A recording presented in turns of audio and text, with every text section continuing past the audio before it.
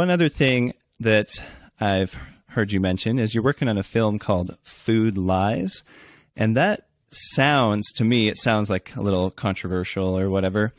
But I don't think that your main goal, you can correct me if I'm wrong, but I don't think your main goal or my main goal is to create controversy, but rather to help people improve their health, including ourselves, obviously, in this modern food environment, which is pretty challenging.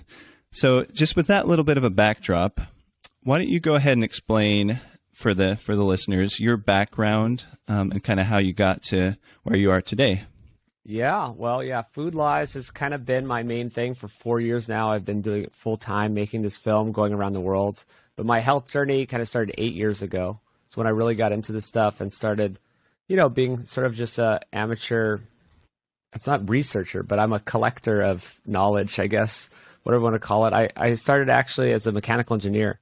So that's my background, which I think helps, right? Coming from this kind of scientific background without being biased, actually, without being under the influence of some people's nutrition degree, or some people, the doctors I talk to, they say, oh yeah, I went to medical school and they brainwashed me and they taught me this one way of thinking, and now they have to unlearn that way of thinking, that everything can just be treated with a pill or, something like that, which, there's a time and place for medication, and then there's a time and place for diet and lifestyle.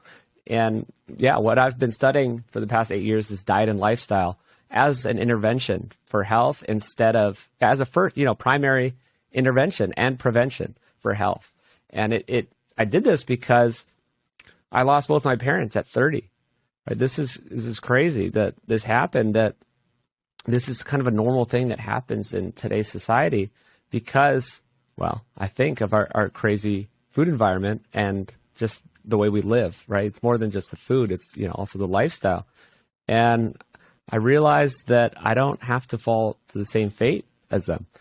It's not like I was genetically doomed. I think the mainstream has people thinking that you're just genetically doomed, and they, even with the fat acceptance movement, if you're talking about controversy, I push back against that because I want to empower people that they do have control. You don't want to fat shame at all.